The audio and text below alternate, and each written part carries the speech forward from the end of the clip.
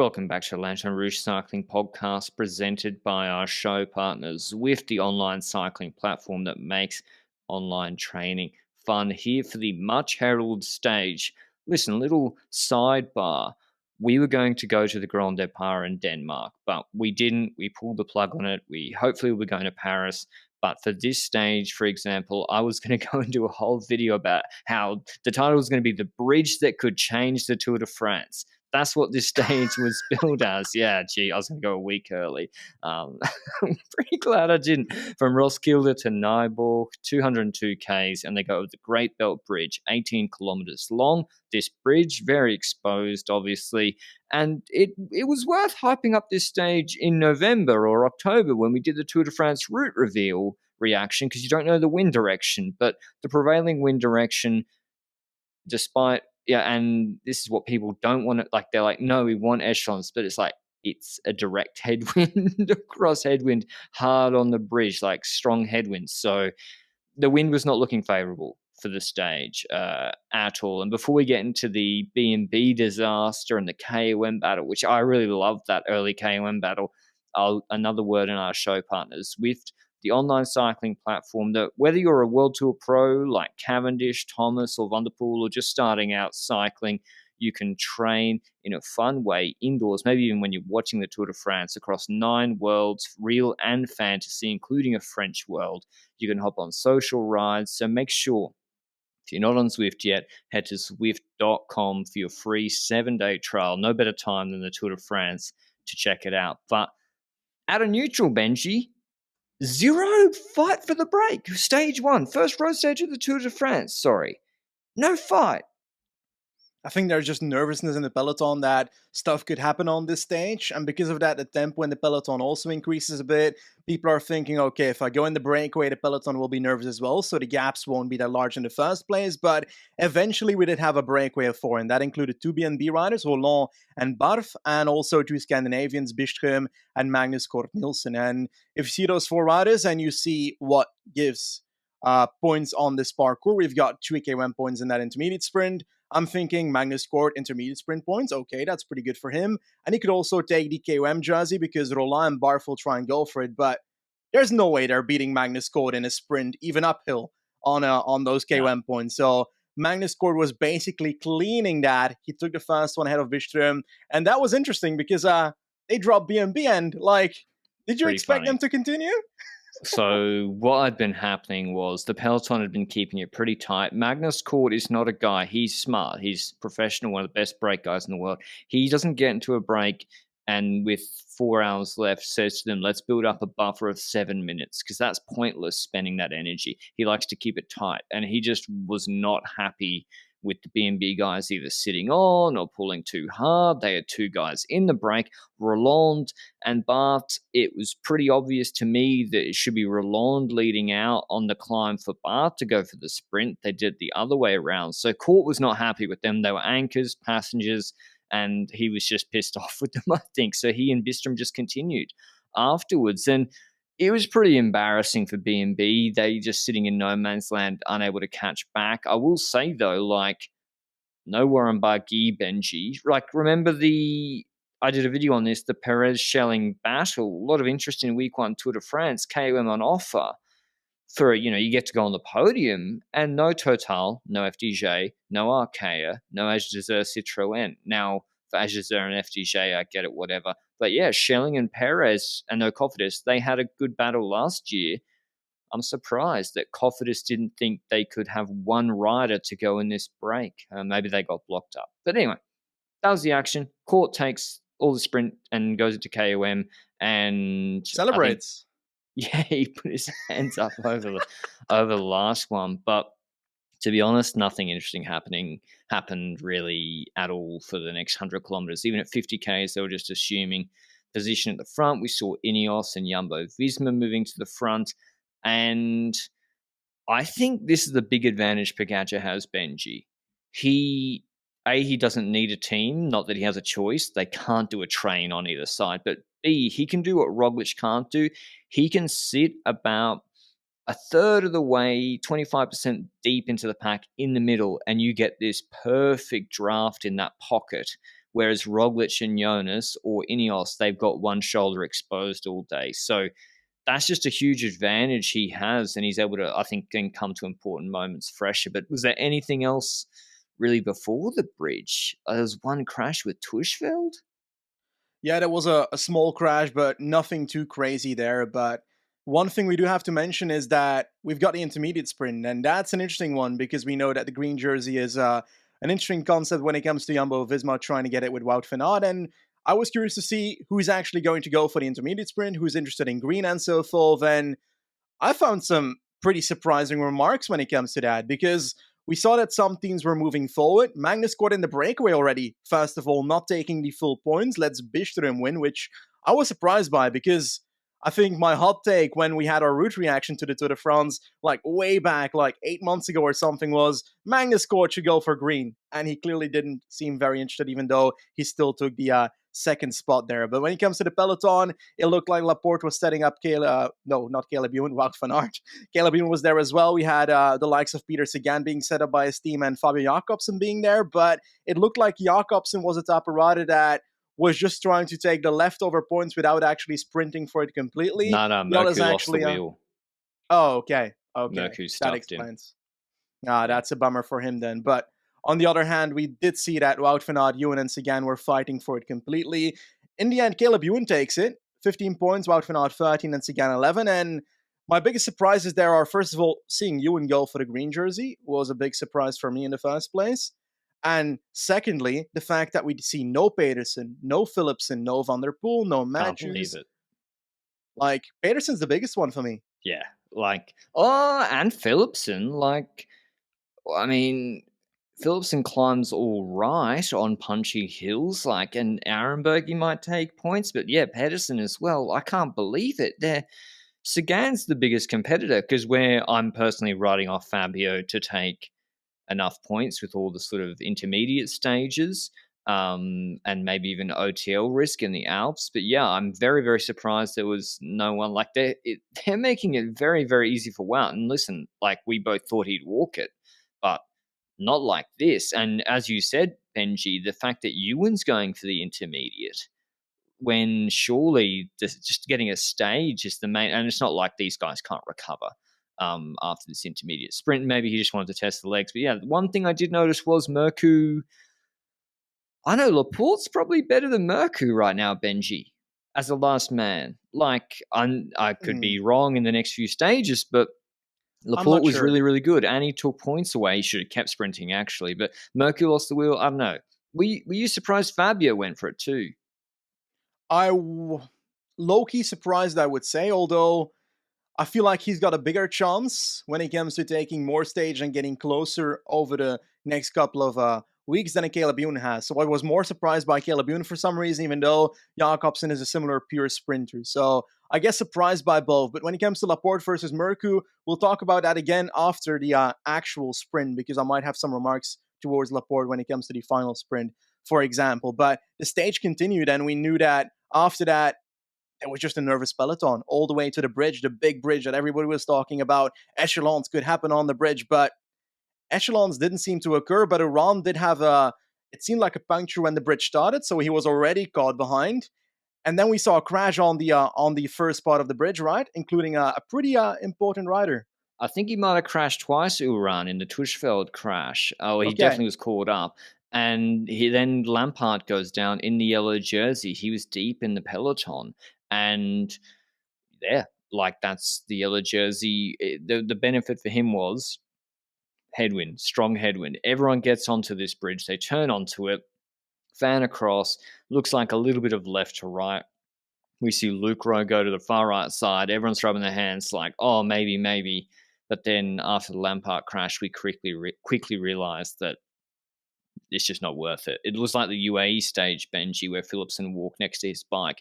The thing is, when you have cross tail on these stages, on these exposed sections, it can be carnage. If you have direct headwind, it turns into the most boring 20 minutes you'll ever see. And they were doing 33 k's an hour over the bridge just about, and we were just waiting for this bridge to end. And I saw the commissaires getting a little bit angry, or Lampard getting angry at them. I think he was sheltering a little bit too much. They're telling him to get out from behind the Deceuninck car.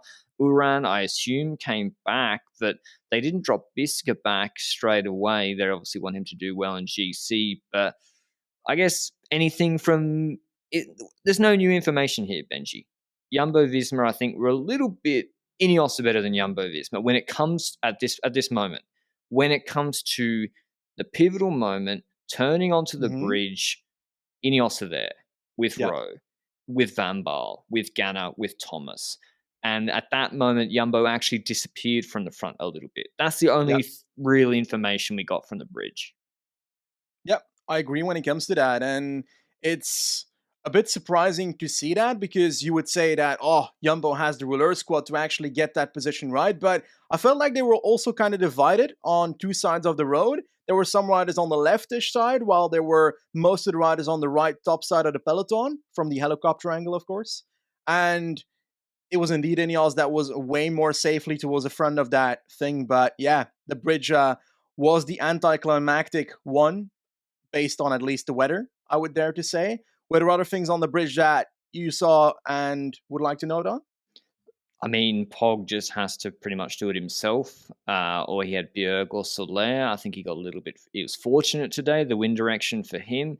And similarly for Vlasov, Vlasov was doing a fair bit as they enter the bridge. If you go and watch, Vlasov moves up the front himself. Now, I said they need another rouleur for Vlasov, and people said, oh, they got plenty of rouleurs. They got Pollard, they got Van Poppel and stuff. I'm like, those guys are better classics riders, but for the job of get your GC rider on your ass and put him in the right spot, that's a different sort of job. That anyway, that's just something to note. But Vlasov, I think you had a mechanical as well. Anyway, we go into the sprint. Nothing's really happened on the bridge at all. Very anticlimactic, as Benji said. We see Seneschal being used at 4.5 Ks to go.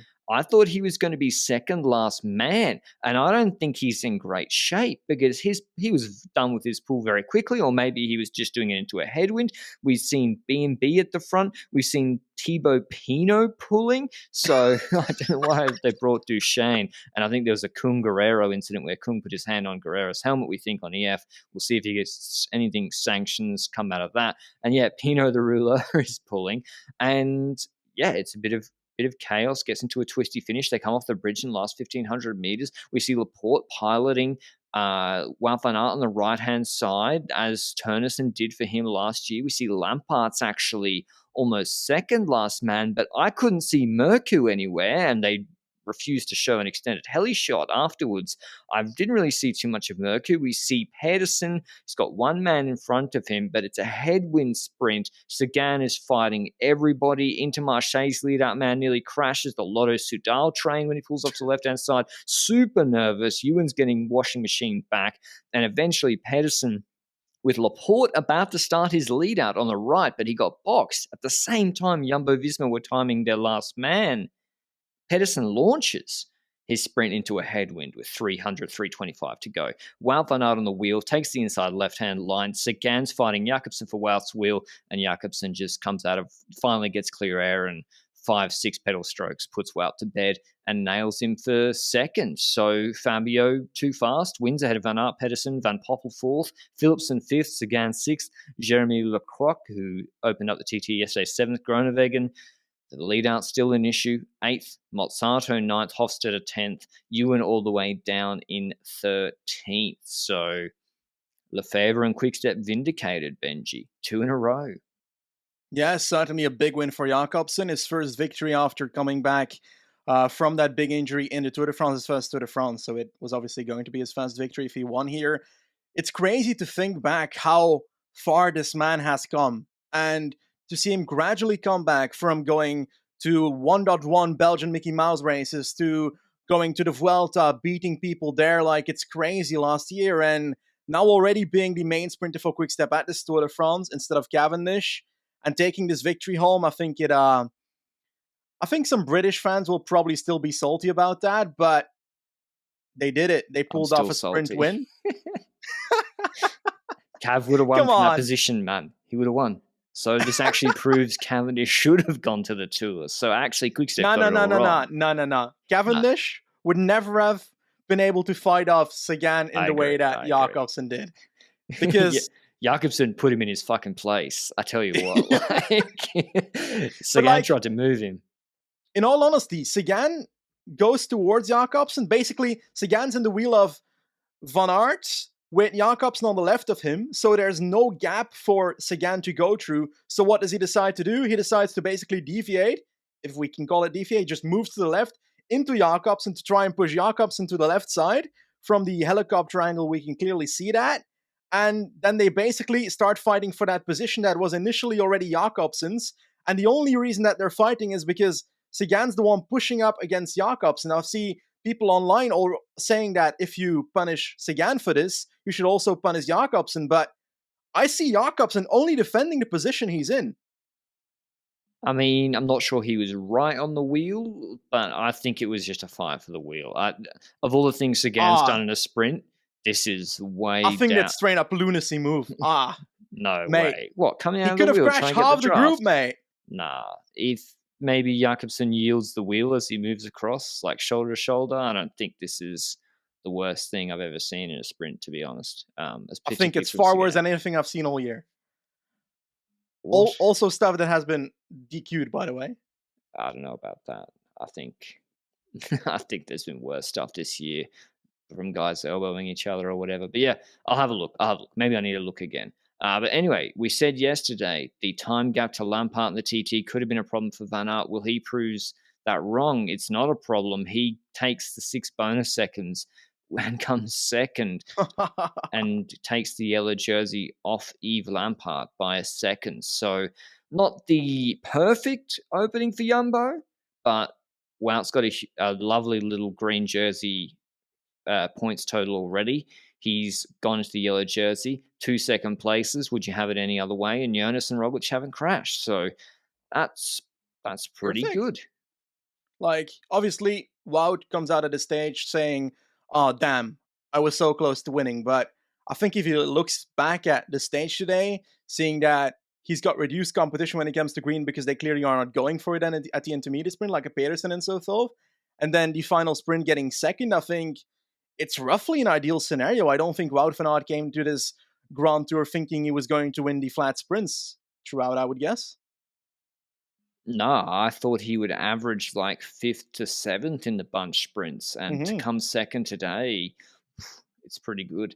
But yeah, Laporte, I think, did a really good job, and he, as I said, he was boxed in a little bit, and I think he was about to start his lead out when Pedersen kicked. But tomorrow from Vielle, I don't know why I've made it Eastern European. Weiler, okay, I've struggled every time with that one. To Sonderborg, 182 Ks long. It's, again, there's 4 little climbs. I do wonder what's Court got. He's got 3, so I think he just needs to take 1, and then he's got the KOM locked up for another day. It should be another sprint, not sure of the wind direction, and that'll mark the end of the Danish Grand Depart. I'm now I had Wout, he came second yesterday. I'm on fire with my predictions. Jakobsen today. If you just pick the favourite Benji, sometimes they win. Unbelievable prediction skills. But who have you got for tomorrow? I have a really hard time. We'll go back to the last 3K crash. I forgot to mention that. We'll go back to that, but finishing the preview tomorrow stage. I have a hard time saying that Dylan and Ewan are going to just get it right overnight. Like, they can't. They can't fix it. Like, the trains are not working, or even if they're just doing a pilot, it's not working. I agree with that. It really depends on how technical that final is going to be tomorrow, and from what I can tell, it's not the most technical finish that is out there. But if we consider what they did today and the way they've been prepping the season so far, I feel like Groenewegen winning sprints in the likes of, what was it? The first sand tour in February that he did great at. Saudi Arabia? Saudi tour. Saudi tour. Yeah. Actually, winning a sprint there. Race. It was actually a really good race. The sprint trains are irrelevant for the Tour de France, though, because it's much easier to get your sprint train in a good position in that race than it is in this Tour de France, where chaos ensues in the final kilometers, as we have seen today. So I feel like preparing your sprint train for these perfect conditions will never work out the way it is going to play out, because it's going to play out very chaotic every single time. And we see that today once again, Ewan not being in the most competitive position, same for Groenewegen, and then you get a situation like this. Like, Caleb Ewan did like stop sprinting with like 30 meters to go, so that also shows that green is not entirely on his mind, because otherwise he would probably keep sprinting for the green jersey.